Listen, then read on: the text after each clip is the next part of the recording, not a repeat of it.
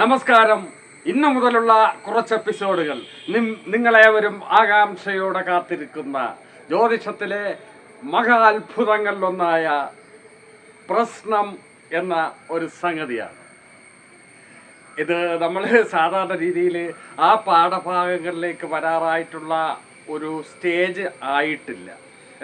കാരണം നമ്മളിപ്പം 1ാം ക്ലാസ്സിൽ പഠിച്ചുകൊണ്ടിരിക്കുന്ന നമ്മൾ ബാക്കി ക്ലാസ്സുകൾ അറ്റൻഡ് ചെയ്യാതെ നേരെ പോസ്റ്റ് ഗ്രാജുവേഷന് പോകുന്ന ഒരു സംഭവം പോലെയാണിത്. എന്നാലും നിങ്ങളെ ഒരല്പം പരിചയപ്പെടുത്തുക മാത്രമാണ് ഉദ്ദേശം. അതിൻ്റെ ഡീറ്റെയിൽസ് ആയിട്ട് നമുക്ക് പിന്നെ കടന്നു ചെല്ലാം എന്നാണ് ഞാൻ വിചാരിക്കുക. അതിനു മുമ്പ് ഒരു ചെറിയൊരു സംശയം ഉണ്ടായിരിക്കുന്നത്, ഈ സ്ത്രീകൾക്ക് 8 കൊണ്ടാണോ വിവാഹഭാവം ചിന്തിക്കുക എന്നൊരു സംശയം ഒരു ഭാഗത്തു നിന്നുണ്ടായിട്ടുണ്ട്. സ്ത്രീക്കും പുരുഷനും വ്യത്യസ്തങ്ങളായ ഭാവചിന്തകളില്ല. 1ാം ഭാവം കൊണ്ട് ശരീരം, വ്യക്തിത്വം, രൂപം ചിന്തിക്കുമെങ്കിൽ ആണിനും പെണ്ണിനും അത് തന്നെയാണ് ചിന്തിക്കുക. വിവാഹത്തിന് 7ാം ഭാവം തന്നെയാണ് രണ്ടുപേരുടെയും, സ്ത്രീക്കായാലും പുരുഷനായാലും പരിശോധിക്കപ്പെടുക. സ്ത്രീയുടെ 8ൽ പാപം നിന്നാൽ അത് ഭർത്താവിൻ്റെ മരണകാരണം ആയിരിക്കും എന്ന് ചിലരെങ്കിലും പറഞ്ഞ് കേട്ടിട്ടുണ്ട്. അത് ശരിയല്ല. ഭർത്താവ് മരണപ്പെടണമെങ്കിൽ ഭർത്താവിൻ്റെ ജാതകത്തിൽ 8ാം ഭാവം, അതുമായി ബന്ധപ്പെട്ട ചില കാര്യങ്ങൾ നോക്കിയാലേ നമുക്ക് എന്തെങ്കിലും നിഗമനത്തിൽ എത്താൻ പറ്റൂ. പിന്നെ എനിക്കൊരപേക്ഷയുണ്ട്. വ്യക്തിപരമായ കാര്യങ്ങൾ അറിയണമെങ്കിൽ നിങ്ങൾ എന്നെ ഫോൺ വഴി നേരിട്ട് ബന്ധപ്പെടുകയോ വാട്സപ്പ് വഴി ബന്ധപ്പെടുകയോ ചെയ്യുക. ഈ ഓരോ ഗ്രഹനിലയും ഇങ്ങനെ കമൻറ്റ് ബോക്സിലിട്ട് അതെങ്ങനെ ഇരിക്കും എന്ന് ചോദിച്ചാൽ എനിക്ക് അത് സമയത്തിൻ്റെ മെനക്കേടുണ്ട്. എന്നാലും പല പ്രാവശ്യം ഒരാൾ എഴുതിയിട്ടുണ്ട് എന്ന് പറയുന്നത് കൊണ്ട് ഇത് ഞാൻ വായിക്കാം.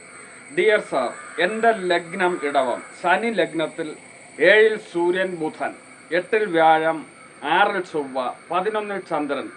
സാർ, എൻ്റെ ലഗ്നത്തിന് ബലമുണ്ടോ? 7ഉം 10ഉം ബലമുണ്ടോ? കുറേ പ്രാവശ്യം എഴുതി, പക്ഷേ വായിച്ചിട്ടില്ല. ഇത്തവണ ദയവ് ചെയ്ത് വായിക്കുമല്ലോ. താങ്ക് യു തന്നെ. പക്ഷേ ഇതിലൊരു പ്രശ്നമുണ്ട് ഇങ്ങനെ എഴുതുമ്പോഴത്തേക്കും.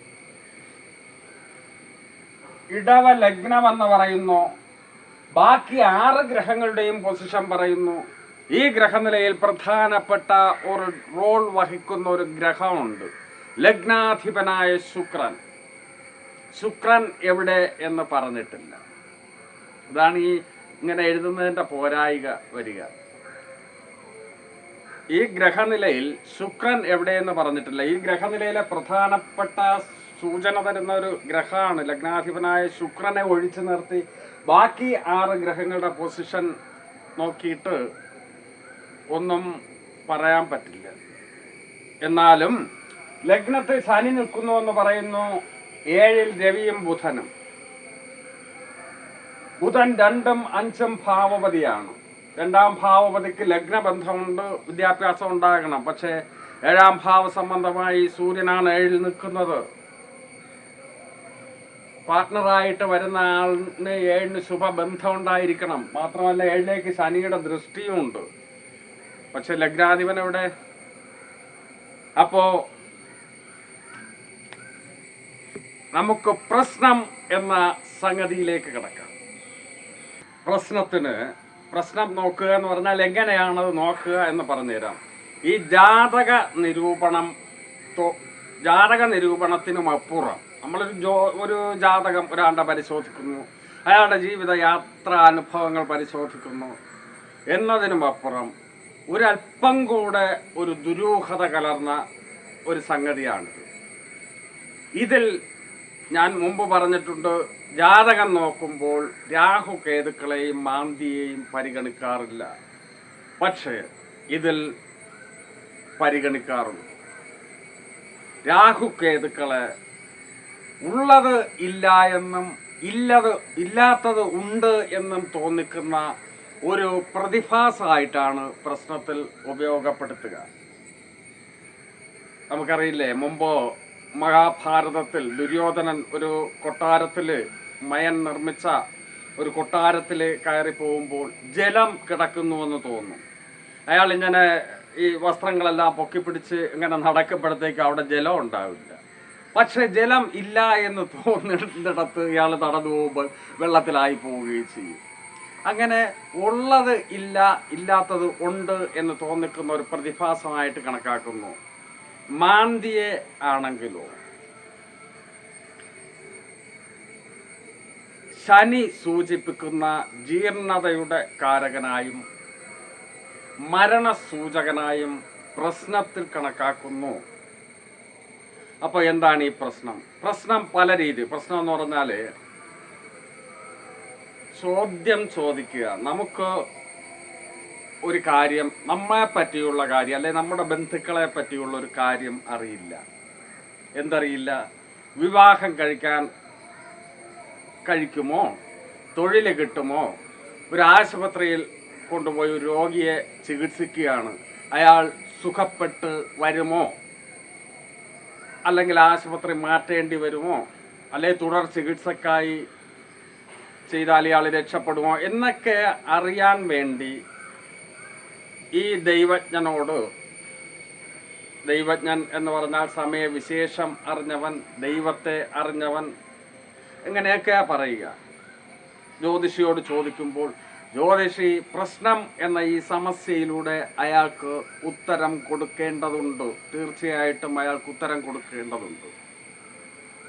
അപ്പോൾ അതെങ്ങനെയാണ്? പ്രശ്നം പല രീതിയിൽ, പല സംഗതികളിലൂടെ, പല മെറ്റീരിയൽസുകളിലൂടെ സംഗതി അത് വയ്ക്കുന്നുണ്ട്. വെറ്റില കൊണ്ടുപോലും വയ്ക്കുന്നുണ്ട്. വെറ്റില പല രീതിയിൽ വയ്ക്കുമെങ്കിലും ഞാൻ വെറ്റില ജ്യോതിഷം എന്ന് പറഞ്ഞൊരു എപ്പിസോഡ് മുന്നിട്ടിട്ടുണ്ട് വിശദമായിട്ട്. എന്നാലും ഒരിക്കൽ കൂടി പറയാം. ഫ്രഷ്ടാവ് എന്ന് പറഞ്ഞാൽ ഈ പ്രശ്നം, ഇത് കാര്യം അറിയേണ്ട ആള് ഒരു കെട്ട് വെറ്റിലയും അടക്കയും ദക്ഷിണയും ഒക്കെ വച്ചു ഈ വെറ്റിലയുടെ തുമ്പ് ദൈവജ്ഞന് നേരെ, ജ്യോതിഷിക്ക് നേരെ നീട്ടി അയാൾക്ക് കൊടുക്കുന്നു. അയാൾ അത് സ്വീകരിക്കുന്നു. സ്വീകരിച്ച് വച്ച ശേഷം ആ വെറ്റില അയാൾ എണ്ണി തുടങ്ങും. കിട്ടിയ വെറ്റിലയെ, എൻ്റെ മുൻ എപ്പിസോഡ് കാണുക, അതുകൊണ്ട് ഞാൻ ഇത് എഴുതിയിടുന്നില്ല. കിട്ടിയ വെറ്റിലയെ 10 കൊണ്ട് ഗുണിച്ച് അതിൽ കൂടി 1 കൂട്ടി അതിനെ 7 കൊണ്ട് ഹരിക്കുക. ഹരിക്കുമ്പോൾ ശിഷ്ടം 1 വരുന്നതെങ്കിൽ രവി, 2 ചന്ദ്രൻ, 3 ബുധൻ, 4 വ്യാഴം, 5 ശുക്രൻ, 6 അല്ല, തെറ്റിപ്പ് കിടക്കി. ശിഷ്ടം 1 വന്നാൽ രവി, 2 വന്നാൽ ചന്ദ്രൻ, 3 വന്നാൽ കുജൻ, 4 വന്നാൽ ബുധൻ, 5 വന്നാൽ വ്യാഴം, 6 വന്നാൽ ശുക്രൻ, 7 വന്നാൽ 7 വരില്ല. ശിഷ്ടം 7 കൊണ്ട് ഹരിക്കുമ്പോൾ 7 വരില്ല. അപ്പൊ ശിഷ്ടം ഒന്നുമില്ലെങ്കിൽ ശനി. ഈ മട്ടിൽ ആരൂഢാധിപനെ കണ്ടെത്തിയിട്ട്, ഇപ്പം 1 ശിഷ്ടം വന്നു, രവി വന്ന് നീക്കട്ടെ. ആ സമയത്തെ ഗ്രഹനിലയിൽ രവി എവിടെ നിൽക്കുന്നു, ഏത് രാശിയിൽ നിൽക്കുന്നു, രവി ഇവിടെ നിൽക്കുകയാണെന്ന് വിചാരിക്കുക. ആ ഗ്രഹനിലയിൽ, അപ്പോഴത്തെ ഗ്രഹനിലയിൽ അത് 1-ാം ഭാവം ആയി കണ്ടുകൊണ്ട് ബാക്കി 12 ഭാവങ്ങൾ ഉണ്ടാക്കി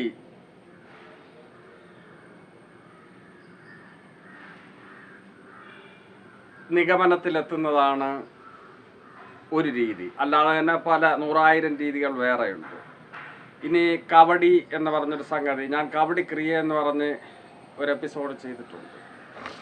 108 കവടികളുണ്ടാവും. അല്ലാതെ പ്രത്യേക രീതിയിൽ വിന്യസിക്കുന്ന 13 കവടികൾ വേറെയും ഉണ്ടാവും. അത് ആ 13 കവടികളിൽ ഒരു കവടി ഗുരുവിനും, ഒരു കവടി ഗണപതിക്കും, ഒരു കവടി ഇഷ്ടദേവനും സമർപ്പിക്കുന്നു. പിന്നെ നവഗ്രഹങ്ങൾക്കായി 7 കവടികൾ നിരത്തി വെക്കുന്നു. ഇതൊക്കെ നിരത്തി വെക്കുമ്പോൾ പ്രത്യേക അതിലേക്ക് വേണ്ടിയുള്ള മന്ത്രോച്ചാരണങ്ങളുണ്ട്, അത് ചെയ്തുകൊണ്ടിരിക്കണം. പിന്നെ രാഹു കേതുക്കൾക്കും ഗുളികനുമായി ഓരോ കവടി, അങ്ങനെ 13 കവടി, വലിയ കവടി വേറെ. പിന്നെ 108 കവടികൾ വേറെ. അത് 27 നക്ഷത്രങ്ങൾക്കുമായി 108 നക്ഷത്ര പാദങ്ങളുണ്ട്.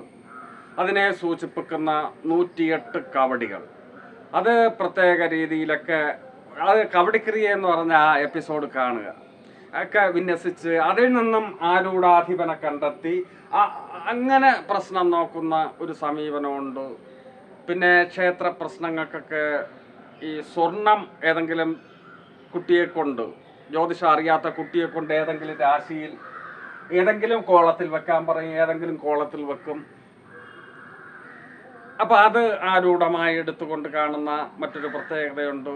പിന്നെ ദൈവജ്ഞനെ കാണാൻ വരുമ്പോൾ അയാൾ ധരിച്ചിരിക്കുന്ന വസ്ത്രങ്ങളുടെ നിറം, അയാൾ ആദ്യമായി ഉച്ചരിക്കുന്ന വാക്കുകൾ, പിന്നെ അയാൾ പ്രശ്നം വച്ചുകൊണ്ടിരിക്കുമ്പോൾ ശരീരത്തിൻ്റെ ഏതെങ്കിലും ഭാഗത്ത് തൊടുന്നുണ്ടെങ്കിൽ അങ്ങനെ നിരവധിയായ സംഗതികൾ, ആചാരങ്ങൾ ഇതിലുണ്ട്. പിന്നെ എന്നും രാവിലെ എണീറ്റ് ദൈവജ്ഞൻ ശ്വാസം പരിശോധിക്കണം എന്ന് പറയുന്നു. കാരണം നമ്മുടെ 2 നാസാരന്ധ്രങ്ങളുടെ 2 ദ്വാരങ്ങളിലൂടെയും ഒരുപോലല്ല എപ്പോഴും വായു പ്രവഹിക്കുക. ചിലപ്പോൾ വലത് രന്ധ്രങ്ങളിലൂടെ ആയിരിക്കും, ചിലത് ഇടതിലൂടെ ആയിരിക്കും. അതിനൊക്കെ പ്രത്യേക പേരുണ്ട്, ഇട, പിങ്കള എന്നൊക്കെ പറഞ്ഞു. അതൊക്കെ പിന്നീട് നമുക്ക് കൊടുക്കാം.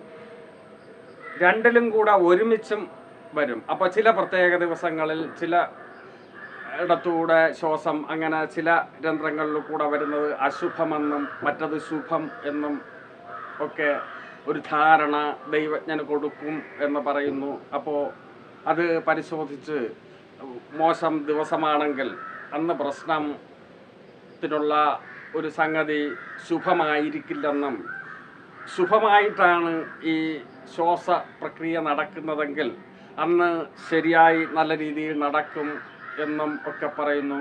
ഇങ്ങനെ നിരവധിയായ ആചാരങ്ങൾ പറഞ്ഞു വച്ചതിന് ശേഷം ആചാര്യൻ ഒരു കാര്യം വളരെ കൃത്യതയോടുകൂടി പറയുന്നു. അതെന്താണെന്ന് നമുക്ക് നോക്കാം. നോക്കൂ, എല്ലാ സംഗതികളും ആചാരങ്ങൾ ഒട്ടനവധി പറഞ്ഞു വച്ചിട്ട് എങ്ങനെയാണ് ആരൂഢം കണ്ടുപിടിച്ച് ഇത് നോക്കേണ്ടതെന്ന് ഒട്ടനവധി സംഗതികളാൽ പറഞ്ഞു വച്ചതിന് ശേഷം ആചാര്യൻ പിന്നെ പറയുന്നു. കാരണം അവസാനം ഉള്ളത് പറയും. സംഗതി നമുക്ക് ഈ പൊരുത്ത സംവിധാനത്തിൽ സർവ സംഗതികളും പറഞ്ഞു വെച്ചിട്ട്, അതായത് അങ്ങനെ അതെല്ലാം നോക്കുകയാണെങ്കിൽ ഈ ലോകത്ത് ആർക്കും ആരെയും കല്യാണം കഴിക്കാൻ പറ്റാത്ത രീതിയിലുള്ള അരുതായ്മകൾ പറഞ്ഞു വച്ചിട്ട് അവസാനം പറയുന്നു, നീ ആരെയാണോ ഇഷ്ടപ്പെടുന്നത്, നിന്നെ ആരെയാണോ ഇഷ്ടപ്പെടുന്നത് മനസ്സുകൊണ്ട് അവളെ തന്നെ കല്യാണം കഴിച്ചിരിക്കണം. എന്നിട്ട് പണ്ഡിതാഹ എന്നാ പറഞ്ഞിട്ടുള്ളൂ. പണ്ഡിതാഹ എന്ന് പറഞ്ഞാൽ വിവരം ഉണ്ടെങ്കിൽ. ഇതിലും അത് തന്നെ പറഞ്ഞിരിക്കുന്നു. ജന്മലഗ്നതയാ പ്രശ്നലഗ്നം സങ്കല്യ പണ്ഡിതാഹ ജാനകേയബ്ദിഷ്ടം തത്തത് പ്രശ്നവിചിന്ത ഏത്. പ്രശ്നം ചിന്തിക്കേണ്ടത് എങ്ങനെ എന്ന് പറഞ്ഞാൽ, ജന്മലഗ്നം എന്ന് പറഞ്ഞാൽ എന്താണ്? ഒരു കുഞ്ഞ് ജനിക്കുന്ന നിമിഷം കിഴക്കൻ ചക്രവാളത്തിൽ ഉദിച്ചു നിൽക്കുന്ന ഒരു രാശി ഉണ്ടാകും.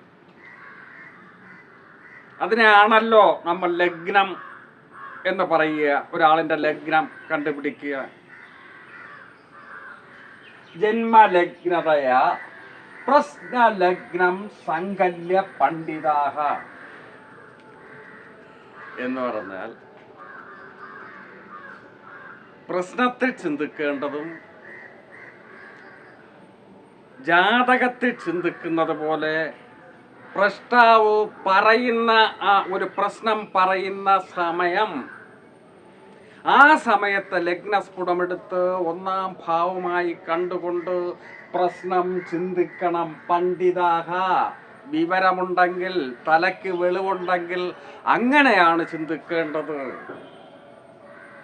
നോക്കൂ, ഞാൻ മുമ്പ് കാണിച്ച ഈ ബഹളങ്ങളുടെ ഒന്നും ആവശ്യമില്ല എന്നാണ് ഞാൻ ഈ പറഞ്ഞു വന്നതിൻ്റെ മുമ്പുള്ള ആചാരങ്ങളിൽ പറഞ്ഞു വന്ന വെറ്റിലായിരുന്നാലും കബഡിയായിരുന്നാലും എന്തായിരുന്നാലും അതിൻ്റെ ഒന്നും ആവശ്യമില്ല.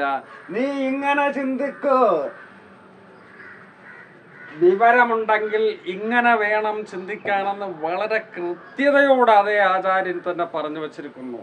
പക്ഷെ നമുക്ക് ഒരു ജ്യോതിഷനോട് ചെന്ന് ഒരു പ്രശ്നം എന്ന സംഗതിക്ക് പോകുമ്പോൾ അയാൾ വിളക്ക് കത്തിക്കുന്നു, ഒത്തിരി ആചാരങ്ങൾ കാണിക്കുന്നു, എന്നിട്ട് ഒരു പ്രത്യേക വേഷവിധാനത്തിൽ കബഡിപ്പലയൊക്കെ എടുത്തു വച്ച് ഈ കബഡിയൊക്കെ നിരത്തി വരുമ്പോൾ നമുക്ക് ഒരു വിശ്വാസം, ഒരാശ്വാസം, നമ്മുടെ പ്രശ്നത്തിന് അയാൾ ഉത്തരം പറയുമെന്ന്. നടക്കണമെന്ന് നിർബന്ധമൊന്നുമില്ല. മറിച്ച് ഇങ്ങനെ ചിന്തിച്ചാൽ കൃത്യ ഉത്തരം കിട്ടുകയും ചെയ്യുന്ന ഒരു ശാസ്ത്രമാണ്. ഉത്തരം എങ്ങനെയാണ് കിട്ടുന്നതെന്ന് ഈ പറയുന്ന ആൾക്ക് പോലും അറിയില്ല. പക്ഷെ ആ രാശി ചക്രം നോക്കി അപ്പോഴത്തെ സംഗതി നോക്കിയാൽ കിട്ടും എന്നാ പറയുക. ഈ എപ്പിസോഡ് കാണുമ്പോൾ ഈ കബഡിപ്പലകയും കബഡിയും വച്ചിരിക്കുന്ന ഈ കൗതുക വേഷക്കാരിയായ ഈ ജ്യോത്സ്യർ എന്ന ഒരു മേൽപ്പട്ടത്തിലിരിക്കുന്നവര് എന്നെ തല്ലിക്കൊല്ലുമോ എന്ന് എനിക്ക് സംശയമുണ്ട്. എന്നാലും ഉള്ളത് എൻ്റെ പ്രേക്ഷകരോട് ഞാൻ പറയും. അപ്പോൾ ഒരാളിൻ്റെ ജനനം എന്ന് പറഞ്ഞ സംഗതി, അപ്പോൾ ചിലർക്കുള്ളൊരു ധാരണയുണ്ട് ഈ കബഡിയും സംഗതിയും ഇങ്ങനെ എടുത്തിരുന്നാലേ വരുമെന്ന്. വരാം, ചിലപ്പോൾ വരാം, ഞാനതിനെ നിഷേധിക്കുന്നില്ല. പക്ഷെ അതിനൊന്നും കൃത്യതയില്ല. ഒരാൾ ഒരിടത്തുനിന്ന് ഒരു ജ്യോത്സ്യൻ്റെ അടുത്തുനിന്ന് കബഡി വെക്കുന്നു, അയാൾക്കൊരു ആരൂഢം കിട്ടുന്നു. ആരൂഢം കണ്ടല്ലേ അയാൾക്ക് എന്തെങ്കിലും പറയാൻ കഴിയൂ. ഇയാൾക്ക് വിശ്വാസമില്ലാതെ വേറൊരിടത്ത് നിന്ന് കബഡി വെക്കുന്നു, അവിടെ വേറൊന്ന് കിട്ടുന്നു, മറ്റു പലതും പറയുന്നു. ഇതല്ല. ഒരാളോട് ഫോൺ എന്നോട് ഒരാൾ ഫോൺ ചെയ്തു എന്ന് വിചാരിക്കുക, എനിക്കൊരു പ്രശ്നമുണ്ട്, ഇതാണ് സാറൊന്ന് കബഡി വെക്കണം. ഞാൻ പറഞ്ഞു കബഡി വെക്കാം. പക്ഷേ കബഡി വച്ചാലും ഇല്ലെങ്കിലും അയാൾ ഫോൺ അയാളുടെ പ്രശ്നം കേൾക്കുന്ന ആ നിമിഷം ഞാൻ കുറിച്ചിടാറുണ്ട്. ആ നിമിഷം നമ്മൾ ഏത് പ്രദേശത്ത് നിന്നാണോ ഈ വാർത്ത കേൾക്കുക, ആ പ്രദേശത്തിൻ്റെ സമയവും നമ്മൾ കേൾക്കുന്ന പ്രദേശത്തിൻ്റെ സമയത്തിൽ നിന്നാണ്. മറ്റേയാൾ അമേരിക്കയിൽ നിന്നായിരിക്കും പറയുക, അതല്ല. നമ്മൾ കേൾക്കുന്ന ആ സമയം പ്രസവ സമയം പോലെ എടുക്കുക. വളരെ ലളിതമാണ്, ആരൂഢമല്ല, ആ ലഗ്നസ്ഫുടം. പിന്നെ നമുക്കൊന്നും കണ്ടുപിടിക്കണ്ട, ആ സമയത്തെ ഗ്രഹനില എടുത്താൽ മതി. ഇപ്പോൾ ഇതിൻ്റെ അങ്ങനെ എടുത്തതിന് ശേഷം അതിൻ്റെ ഒരു സംഗതി ഞാൻ പറഞ്ഞുതരാം. ഇപ്പോൾ ഞാൻ വീഡിയോ പിടിക്കുന്ന ഈ സമയത്തെ ഗ്രഹനിലയാണ് ഇത്. ഈ സമയമാണ് ഒരാൾ ഒരു പ്രശ്നം ചോദിച്ചത് എന്നിരിക്കട്ടെ. ഈ ഗ്രഹനിലയിൽ നിന്നുകൊണ്ടാണ് ജാതകം പോലെ തന്നെ പ്രശ്നവും ചിന്തിക്കുക. ജാതകത്തിൽ 12 രാശികളും 7 ഗ്രഹവുമാണ് നമ്മൾ നോക്കുന്നത് എങ്കിൽ പ്രശ്നത്തിൽ 7 ഗ്രഹങ്ങളും ലഗ്നവും രാഹു കേതുക്കളും മാന്തിയും കൂടെ നോക്കും. 11 അക്ഷരങ്ങളും ഉണ്ടായിരിക്കും എന്നർത്ഥം. ഈ സമയത്തെ ഗ്രഹനില ലഗ്നം വന്നിരിക്കുന്നത് ചിങ്ങത്തിൽ, 2-ൽ ശിഖി, 3-ൽ ചന്ദ്രൻ, 5-ൽ മാന്തി, 7-ൽ ശനി, 8-ൽ സർപ്പൻ, 10-ൽ കുജനും ഗുരുവും, രവി 11-ൽ, ബുധനും ശുക്രനും 12-ൽ. ഈ മട്ടിൽ നിൽക്കുകയാണ്. ഇതിൽ നിന്ന് മാത്രമല്ല നിഗമനങ്ങൾ എടുക്കുക. ഇതിൽ ഒരുപാട് സംഗതികൾ വേറെയുമുണ്ട്. ബാധാരാശികൾ എന്ന് പറഞ്ഞൊരു സംഗതി അങ്ങനെയുണ്ട്. പിന്നെ ഈ സമയത്തെ പഞ്ചാംഗം, 5 അംഗങ്ങൾ, ദിവസം, തിഥി, കരണം, നിത്യയോഗം, നക്ഷത്രങ്ങൾ, അവയുടെ ശുഭ അശുഭ കാര്യങ്ങൾ, അതെന്താണെന്ന് നമുക്ക് അടുത്ത എപ്പിസോഡിൽ ചർച്ച ചെയ്യാം. ഇതെല്ലാം പരിശോധിച്ച് കൊണ്ട് മാത്രമേ ഒരു പ്രശ്നം നോക്കാൻ നമുക്ക് സാധിക്കും. ഒരു രോഗപ്രശ്നം ഞാൻ പറയുമ്പോൾ, ഒരാൾ ഒരു അസുഖമായിട്ട് സീരിയസ് ആയിട്ടൊരു രോഗി കിടക്കുകയാണ്. അപ്പോൾ അയാൾ രക്ഷപ്പെടുമോ ഇല്ലയോ, അല്ലെങ്കിൽ തുടർ നല്ല ചികിത്സകൾ കൊടുത്താൽ രക്ഷപ്പെടുമോ ഇല്ലയോ എന്നറിയണം. അപ്പോൾ ഈ സമയമെടുത്തിട്ട് 6ഉം 8ഉം ഭാവപതിമാരും മാന്തിയും ലഗ്നത്തിലോ ലഗ്ന കേന്ദ്രങ്ങളിലോ, അതായത് 4, 7, 10 ലഗ്നത്തിലോ ലഗ്ന കേന്ദ്രങ്ങളിലോ നിന്നാൽ മരണസൂചന കിട്ടുന്നു. അത് നമുക്ക് പറഞ്ഞു കൊടുക്കാം. മരണസൂചന, മരണം എന്തിനാണ് അങ്ങനെ പറയുന്നതെന്ന് ചോദിച്ചാൽ, ബന്ധുക്കളോട് ഈ തുടർ ചികിത്സക്കൊന്നും അമിതമായി പൈസ ചിലവാകില്ല, അത്ര തന്നെ. അങ്ങനെ ചില സംഗതികൾ നമുക്ക് കിട്ടുന്നു. പ്രശ്നത്തിൽ ഏറ്റവും നല്ലത് ഗുരു നല്ല ശുഭത്വത്തോടു കൂടി നിൽക്കുക, ഇഷ്ടസ്ഥിതനായി നിൽക്കുക എന്നുള്ളതാണ്. ഇവിടെ ഗുരു കേന്ദ്രത്തിലുണ്ട്, 10ലുണ്ട്. 10ൽ ദിഗ്ബലത്തോടുകൂടി കുജം നിൽക്കുന്നു. ഒരു തൊഴിൽ പ്രശ്നവുമായിട്ടാണ് ഇപ്പോൾ ചോദിച്ചിരുന്നു എങ്കിൽ നമുക്ക് തീർച്ചയായിട്ടും തൊഴിൽ കിട്ടും എന്ന് തന്നെ പറയാം. ലഗ്നാധിപൻ 11 രവിക്ക് ഏറ്റവും നല്ലതാണ്. ഈ ഗ്രഹനിലയിലെ ലഗ്നാധിപൻ കൂടെയാണ്. ഇങ്ങനെയൊക്കെ നമ്മളൊരു നിഗമനത്തിൽ എത്തുക. ഇനി ബാധാസ്ഥാനമുണ്ട്. എന്താണ് ഈ ബാധ? ബാധ എന്ന് പറഞ്ഞത് അനിഷ്ടമായ ഒരു സംഗതി തന്നെ. ഓരോ ലഗ്നക്കാരനും ഒരു പ്രത്യേക സ്ഥാനം, ഒരു രാശി ബാധാസ്ഥാനം. ആ സ്ഥാനത്തിൻ്റെ അധിപനും മോശപ്പെട്ട ഒരു റോളാണ് പ്രശ്നത്തിൽ കൊടുത്തിട്ടുള്ളത്. അതിനെപ്പറ്റിയൊക്കെ നമുക്ക് അടുത്ത എപ്പിസോഡിൽ പഠിക്കാം. ഏകദേശം ഇതുപോലെ ചെറുതായിട്ട് നിങ്ങൾക്ക് ഇത് മനസ്സിലായി കാണുമോ എന്നെനിക്ക് ആശങ്കയുണ്ട്. എന്നാലും വിശദമായിട്ട് പിന്നെ നമുക്ക് പഠിക്കാം. ഇത് ഏകദേശ രൂപം ഒന്ന് മനസ്സിലാക്കി വച്ചിരിക്കുക. നിങ്ങളിന്ന് കാണുന്ന ഈ കോപ്രായങ്ങളൊന്നും അല്ല. കബഡി, വെറ്റില അല്ലെങ്കിൽ മറ്റത് മറിച്ച് ഒരുപാട് സംഗതികളുണ്ട്. ഇതൊന്നുമല്ല യഥാർത്ഥത്തിൽ പ്രശ്നമെന്നും ഇതൊക്കെ ഇവർ കാണിക്കുന്നതൊക്കെ വെറും നാട്യങ്ങളാണെന്നും മനസ്സിലാക്കുക. ഞാൻ ഈ ചാനലിൻ്റെ ഉദ്ദേശം തന്നെ അന്ധവിശ്വാസം, നിങ്ങൾ ജ്യോതിഷം പഠിക്കുന്നവർ പഠിച്ചോളൂ, നല്ല രീതിയിൽ പഠിച്ചോളൂ. പഠിച്ചില്ലെങ്കിലും നിങ്ങളിത് കാണുമ്പോൾ ഈ അന്ധവിശ്വാസങ്ങളിലും അനാചാരങ്ങളിലും നിങ്ങളും നിങ്ങളുടെ പിൻതലമുറയും കുഞ്ഞുങ്ങളും ചെന്ന് വീഴാതിരിക്കാൻ ഉപകരിക്കും.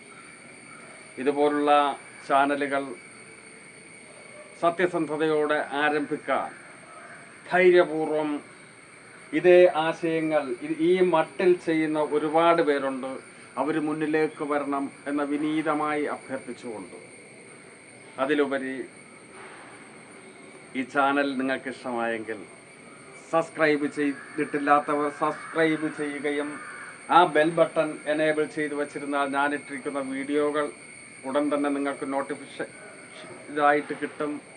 അതുപോലെ തന്നെ ലൈക്ക് ചെയ്യുകയും കമൻസ് ചെയ്യുകയും ചെയ്യുക. എനിക്കൊരപേക്ഷയുള്ളത്, ജ്യോതിഷത്തിലെ പൊതുവായ ചോദ്യങ്ങൾ വളരെ എല്ലാ പേർക്കും ഉപകാരപ്പെടാവുന്ന, ഒരു വ്യക്തിക്ക് മാത്രമല്ലാതെ, ഒരു വ്യക്തിക്ക് മാത്രം അറിയണമെങ്കിൽ അതെന്നോട് നേരിട്ട് ബന്ധപ്പെടുക. അല്ലാതെ പൊതുവായ കാര്യങ്ങൾ, എല്ലാവർക്കുമായി അറിയപ്പെടാവുന്ന കാര്യങ്ങൾ മാത്രം കമൻറ്റ് ബോക്സിലൂടെ ഇടുക. അതിന് ഞാൻ തീർച്ചയായിട്ടും കമൻറ്റ് ബോക്സ് വഴി ഉത്തരം പറഞ്ഞില്ല എങ്കിലും ഈ എപ്പിസോഡിലൂടെ ഞാനതിന് ഉത്തരം പറയുന്നതാണ്. ഒരിക്കൽ കൂടി സ്നേഹത്തോടെ നന്ദി.